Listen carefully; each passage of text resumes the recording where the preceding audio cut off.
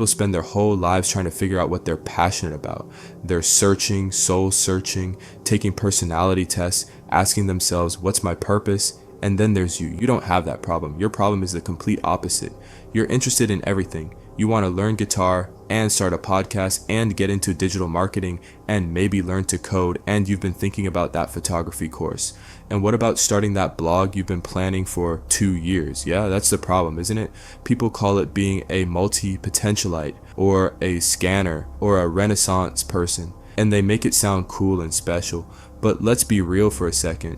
Most of the time, it just feels like you're scattered. Like you're standing at a buffet with 100 dishes and you're trying to eat everything at once and you end up tasting nothing properly. I've been there. I've started so many things I was passionate about. I've got half-finished courses. I have personally tried machine learning, web development, graphic designing, e-commerce, digital marketing, and many failed YouTube channels. At one point, I was convinced I was just lazy or broken or something. But here's what I figured out, and this is probably going to save you years of frustration. You don't have a passion problem. You have a strategy problem.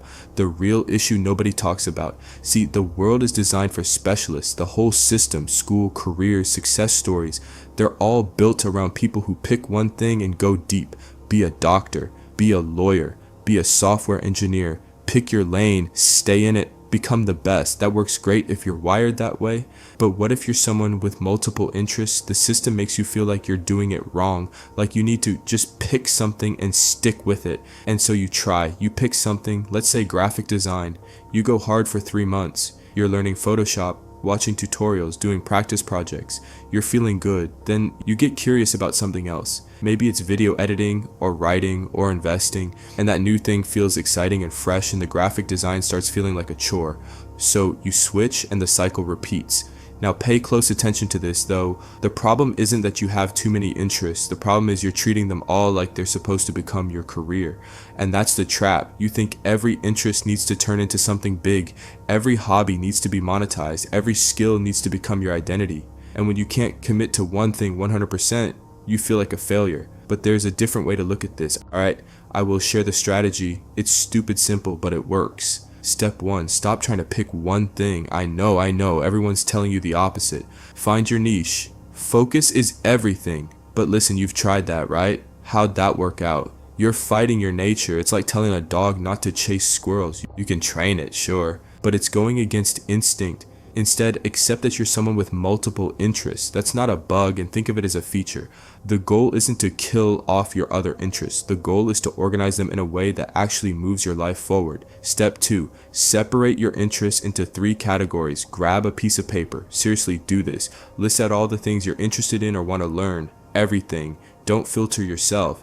Now put them into 3 buckets. Bucket 1, the money maker. This is the one skill or interest that has the most realistic potential to pay your bills in the next 1 to 3 years. Notice I didn't say your passion. I didn't say the thing you love most. I said the thing that can make money. This might be something you're already decent at. Maybe it's writing, coding, video editing, or sales or marketing. Pick the one that checks these boxes. You're already somewhat good at it. There's actual demand for it. You don't hate it. That's your anchor, the thing you're going to prioritize above everything else for the next year or 2. Bucket 2, the soul stuff. These are the things you do purely because they make you feel alive. Maybe it's painting, maybe it's hiking or cooking or reading philosophy. What is important here is that you are not trying to monetize these. These are not side hustles. These are the things that keep you sane. These are your hobbies, and hobbies are allowed to just be hobbies. I know the internet tells you to turn your passion into profit, but honestly, that's how you ruin the things you love. Let some things just be for you. Bucket 3, the curiosity shelf. Everything else goes here, all those random interests you want to explore someday. Learning Japanese, getting into astronomy, studying stoicism, whatever. These stay on the shelf. You're not saying never, you're saying not now. And that's okay. They'll still be there when you have more time and mental space. Step 3, go all in on bucket 1. This is where most people with multiple interests mess up. They try to give equal attention to everything. They split their time 50-50-50. Yeah, I know the math doesn't work. That's exactly the problem. You can't build momentum that way. You can't get good at anything that way. So what I want you to do is For the next 6 to 12 months, your bucket 1 skill gets 80% of your productive energy, maybe more. That doesn't mean you work on it 80% of your waking hours. It means that when you sit down to actually work on building your future, that's where your focus goes. Let's say you have 2 hours a day for productive work. Give 90 minutes to your moneymaker skill. Take courses, do projects, build a portfolio, network with people in that field. Treat it like it matters, because it does. This is the thing that's going to give you freedom. Once you're making decent money from this skill, whether it's freelancing, a job, or a small business, you buy yourself options. You buy yourself time to explore other things later. Step 4, schedule your bucket 2, stuff like appointments. Now, our soul stuff, the things that make life worth living, you don't abandon those, but you also don't let them eat up all your productive time. Put them in your calendar, literally. Sunday morning journaling and Wednesday evening painting. Friday night reading. Treat these like non-negotiables, but also recognize what they are. They're recovery. They're the things that keep you from burning out on your main focus.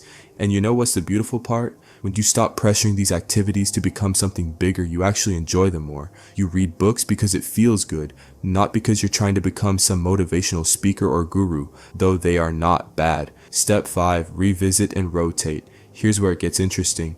You're not locked into this forever. This isn't a prison sentence. Once you've built some real momentum with your bucket 1 skill, once you're making money, once you've got some stability, you can reassess. Maybe in a year you decide to shift focus. Maybe your moneymaker becomes something you can do in less time, and you pull something off the curiosity shelf into bucket 1. Maybe you combine 2 interests in a way that creates something new. The point is, you're not trying to do everything at once anymore. You're being strategic.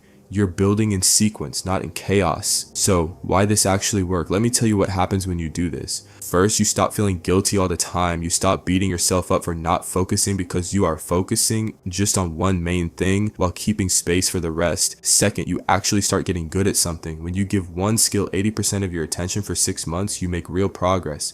You go from interested in marketing to I can run Facebook ads that actually convert. That's the difference between dabbling and developing expertise.